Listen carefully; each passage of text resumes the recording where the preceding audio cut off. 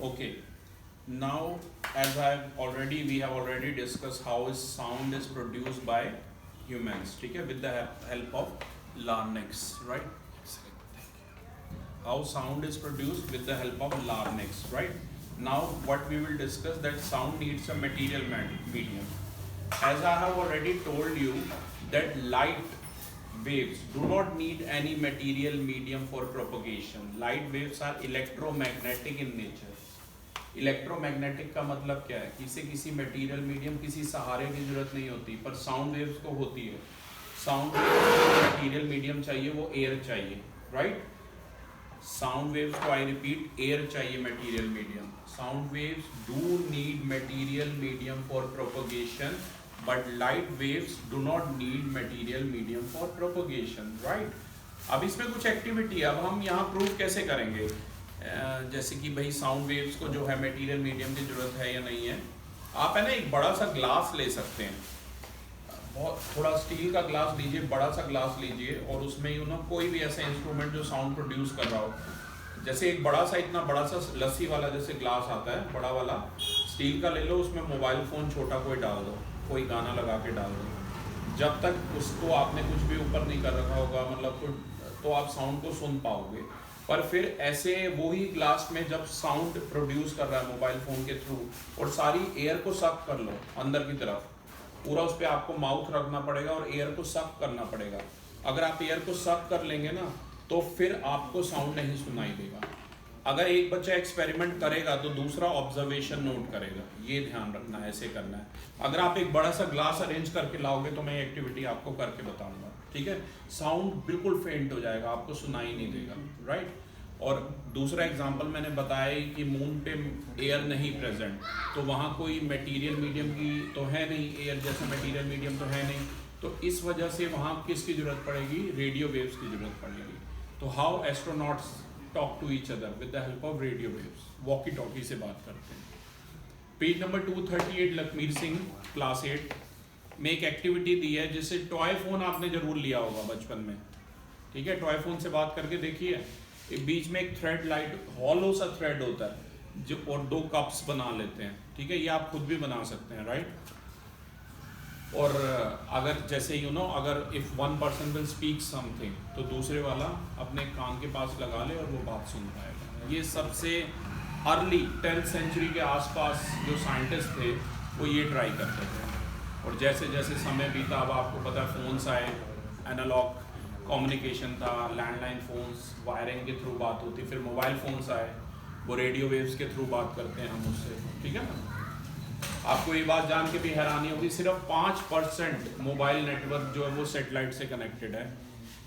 बाकी 95% हमने optical fibres जो है सी में ये बिछा रखे हैं, उनके थ्रू बात होती है. आप देखते हो ना कभी एयरटेल का कनेक्शन या किसी और वोडाफोन का ख़राब हो जाता है तो इंजीनियर आके वहाँ पर ये सारी अर्थ के अंदर डग कर रखे हैं, उन वायरिंग को चेक करता है. और सेटेलाइट फ़ोन्स के बारे में सुना है आपने? 2611 के बारे में सुना था आपने? ताज होटल पे जब अटैक हुआ था, सुना था 2008 में? नहीं सुना? ठीक है, 2008 में अटैक हुआ था इंडिया मुंबई में ताज होटल पे. तो जो टेररिस्ट थे वो कौन से फ़ोन यूज़ कर रहे थे? सेटेलाइट फ़ोन यूज़ कर रहे थे. मोबाइल फ़ोन तो उन्होंने यहाँ के कार्ड नहीं खरीदे होंगे ना कि पहले तो subscriber you know it is a long procedure. तो they were given satellite phones by their masters, ठीक है? 3 months लग गए थे डिटेक्ट होने में कि वो किसके थ्रू अपने जो मास्टर्स थे उनसे बात कर रहे थे, राइट? तो सेटेलाइट फ़ोन भी एक तरह का फ़ोन होता है, ठीक है? ऐसे अलग अलग टेक्नोलॉजी होती है. अब जैसे जो है ये ध्यान रखना, ठीक है? जैसे हम लोग कॉमन मैन जितने हैं मोबाइल फ़ोन्स ये सब यूज़ करते हैं, पर ये कोई बहुत ज़्यादा सिक्योर यू नो नेटवर्क नहीं होते. तो कभी सोचा प्राइम मिनिस्टर वगैरह कैसे बात करते होते होंगे? इनकी अपनी अलग फ़ोन लाइन होती है, ठीक है? ओके. अब बात करते हैं कि साउंड, जैसा कि मैंने बताया वैक्यूम, अगर मतलब इसका वैक्यूम जैसे जब मैंने क्या किया था, जब एयर सक कर ली थी ग्लास में से तो क्या बच गया था बीच में? वैक्यूम. अगर आप किसी कंटेनर में से सारी एयर निकाल लोगे तो कौन सा मीडियम बच जाएगा? वैक्यूम रह जाएगा. तो ध्यान रखना साउंड वेव जो है वो वैक्यूम में से ट्रैवल नहीं कर सकती, ठीक है ना? जैसे मैंने आपको एग्जांपल दिया, आप ये करके देखना कि अगर यहाँ पर मैं जैसे मोबाइल में गाना चला दूँ तो you will be able to hear me, right, सब सुन पाओगे वो गाना। लेकिन वही मैं एक ऐसे एपरेटस में डाल दूँ जिसमें सिर्फ वैक्यूम हो, एयर ना हो, तो आप फिर वो सॉन्ग नहीं सुन पाओगे। मून पे हम डायरेक्टली बात क्यों नहीं कर पाते? क्योंकि वहाँ एयर नहीं होती, वहाँ पर वैक्यूम है, जिसकी वजह से हम डायरेक्टली बात वहाँ पर नहीं कर पाते। Am I clear or not? Sound wave do not travel, very good बेटा, साउंड वेव ट्रैवल नहीं करती वैक्यूम में, ये मेन पॉइंट है, ठीक है ना। पेज नंबर 239 पे आप ये लाइन भी पढ़ सकते हैं, the sound of ringing telephone bell travels to us through the air in a room, कि अगर ये सेम चीज वैक्यूम में जाएगी तो ट्रैवल नहीं कर पाएगी, ठीक है। अभी नासा का मैं पढ़ रहा था, उन्होंने एक है ना रूम भी ऐसे डिज़ाइन कर रखा है, वहाँ पर ग्रेविटी नहीं है और वैक्यूम है, ठीक है ना। और अभी उन्होंने टॉयलेट सीट डिज़ाइन करने के लिए एस्ट्रोनॉट से एक कंपटीशन बीच में निकाला था, उसमें लोगों ने अपने आइडियाज़, उसका toilet he millions of USDs में बना था, ठीक है। पढ़ना, थोड़ा सा रिसर्च करना इस बारे में। केस ऑफ मून ऑलरेडी बेटा मैंने आपको बता दिया पेज नंबर 240 पर, ठीक है, कि मून पर डायरेक्टली बात नहीं कर सकते क्योंकि वहाँ पर एयर प्रेजेंट नहीं है, राइट, ये ध्यान रखना। ओके, जैसे कि अगर मैं ये कॉफ़ी केस को हिलाता हूँ तो यहाँ ये स्पून क्या काम कर रही है, ये स्पून जो है इस कप से टकरा रही है, वाइब्रेशन प्रोड्यूस हो रही है, जिसकी वजह से हम साउंड सुन पा रहे हैं, राइट। ओके, इसके बाद आता है स्पीड ऑफ साउंड। जैसे यहाँ पर दिया है एयर में, तो एयर में भी बेटा मॉइस्ट एयर पे अलग होती है स्पीड ऑफ साउंड और ड्राई एयर में अलग होती है, ये ध्यान रखना, ठीक है। अभी आप फिलहाल 8th क्लास में हो, ज़्यादा डिटेल में मत पढ़ो, बस इतना याद रखना, एयर के अंदर स्पीड ऑफ लाइट 340 मीटर पर सेकेंड दे रखी है, ठीक है। वैसे ड्राई एयर में 332 मीटर पर सेकेंड और मॉइस्ट एयर में 344 मीटर पर सेकेंड के अराउंड होती है। वाटर में 1500 मीटर पर सेकेंड और आयरन में सबसे ज़्यादा 5100 मीटर पर सेकेंड होती है, यहाँ 5000 लिखी है।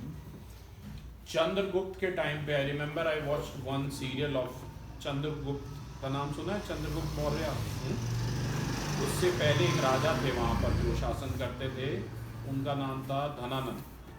तो I remember by watching that serial कि धनानंद का जो रूम था, यू नो, महल में पहले क्या होता था, महल होता था, उसके बाहर एक बाउंड्री होती, जैसे सैनिक कॉलोनी में अभी हम बैठे, इसकी बाउंड्री है ना, फेंसिंग के अराउंड ऐसे। तो अगर बाहर से कोई आता था राजा से मिलने के लिए, किसी और देश का बंदा, तो वो पहले राजा को गेट कीपर वहाँ से एक उन्होंने मेटलिक ऐसे पाइप लगा रखा था जो राजा के रूम तक जाता था। तो गेट कीपर अगर उस पाइप में से कुछ बोलता था तो राजा अपने रूम में सुन पाता था।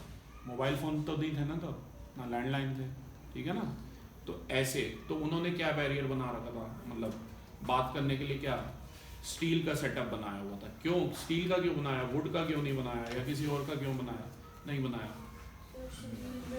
स्टील में सबसे ज़्यादा स्पीड से साउंड मूव करता है। आप ये ट्राई करके देख लेना, आप एक हॉलो पाइप ले लो आयरन का, स्टील का, और उसमें से बोल के देखो, तो आपकी आवाज़ मैग्नीफाई हो जाएगी, बढ़ जाएगी, ठीक है। तो जैसा कि मैंने आपको बताया क्लास, साउंड वेव जो है 5 टाइम्स फास्ट ट्रैवल करती हैं स्टील के अंदर as compare to, sorry, water के अंदर एज कम्पेयर, और उसमें तो देख लो 17 टाइम्स हो गया लगभग, हाँ 17 3 16 टाइम्स लगा लो यहाँ पर, ज़्यादा स्टील में ट्रैवल करती है। लेकिन साउंड वेव जो होती है बड़ी स्लो होती है as compare to light. Light की स्पीड कितनी है बताइए, 3 × 10⁸ मीटर पर सेकेंड, 3 लाख किलोमीटर पर सेकेंड। जबकि साउंड की देखो कितनी आ रही है, 340 मीटर पर सेकेंड, काफ़ी कम है ना। इसके कुछ आपने डेली लाइफ में एग्जांपल देखे हैं। क्रिकेट मैच में देखो, विराट कोहली शॉट मारता है, बॉल बाउंड्री पे पहुंच जाती है, तब आपको आवाज़ आती है, ऐसे नोट किया। क्लाउड्स की थंडरिंग के समय देखो कि हाँ, लाइटनिंग पहले नज़र आ जाती है, पर जो साउंड है वो बाद में सुनाई देता है। ऐसा क्यों? यस, लाइट की स्पीड कहीं ज़्यादा है, 3 लाख किलोमीटर पर सेकेंड है, एज कम्पेयर टू साउंड का स्पीड कितना है, मात्र 340 मीटर पर सेकेंड, ठीक है ना। इसी वजह से ऐसा होता है। इसके बाद बेटा ह्यूमन ईयर है, please draw, you can draw the diagram अगर आप अच्छे से समझना चाहते हैं तो। देखो ह्यूमन ईयर में जैसे मैंने बोला, मैं जो भी बोल रहा हूँ मेरी sound waves near by air particles को हिट कर रही हैं। और उसके बाद आपके ईयर ड्रम पे फॉल कर रही है। जो बाहर वाला पोर्शन है, ठीक है ना, ये पिन्ना, ये जो बाहर पोर्शन है दैट इज कॉल्ड पिन्ना। इसके बाद 2 से लेकर 3 सेंटीमीटर, आप सब डायग्राम देख सकते हैं, पेज नंबर 241 पे गिवन है डायग्राम, आप सब के सब डायग्राम देख सकते हैं, पेज नंबर 241 पर गिवन है।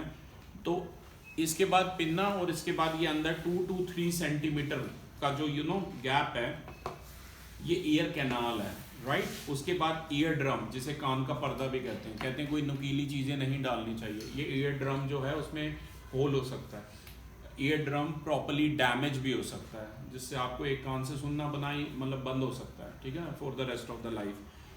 अब डॉक्टर्स तो ये भी कहते हैं ENT के एक ही होते हैं, ईयर, नोज और थ्रोट, क्योंकि ये तीनों इंटरकनेक्टेड है, एक ही स्पेशलिस्ट होता है, कभी आप देखना ध्यान से।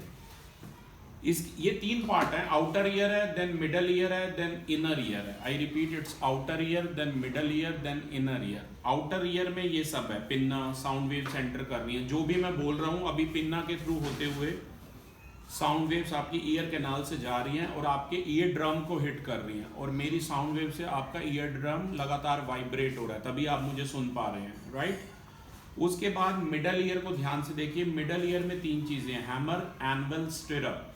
जो भी साउंड वेव्स हैं, आई repeat, it's hammer, anvil and stirrup.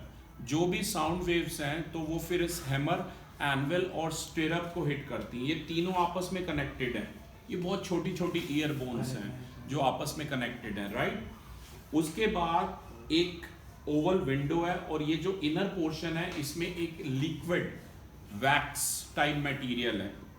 ये जो इनर पोर्शन है उसे कॉशलिया कहते हैं, और ये एक लिक्विड वैक्स टाइप मटेरियल होता है, वो यहीं पर ही प्रेजेंट होता है।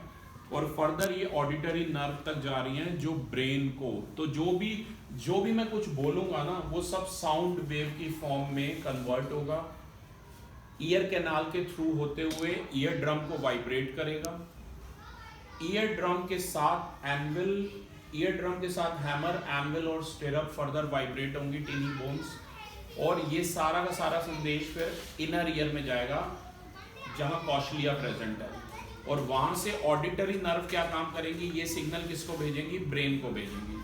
फिर ब्रेन डिसाइड करेगा कि इस इंस्ट्रक्शन को फॉलो करना है या नहीं करना। मैंने पहले ही आपको बताया था कि अगर मैं कोई इंस्ट्रक्शन दूंगा आप फॉलो करोगे, और यही आपका क्लासमेट कोई देगा तो आप शायद ना फॉलो करो। तो ये ईयर ये काम नहीं कर रहा, ईयर तो दोनों की इंस्ट्रक्शन सुन रहा है, ये काम ब्रेन कर रहा है, ये ध्यान रखना है, ठीक है। तो this was about the working of the human ear, right. पहले आप यहाँ तक अच्छे से पढ़ के देखिए। या एक चीज़ मैं और बता देता हूँ, amplitude, time period and frequency मैंने अभी आपको बताया भी था। मैं यहाँ पर एक वेव फॉर्म की हेल्प से आपको ये चीज़, मैं ये जो टॉपिक है आपको एक वेव फॉर्म की हेल्प से बताता हूँ। बंद कर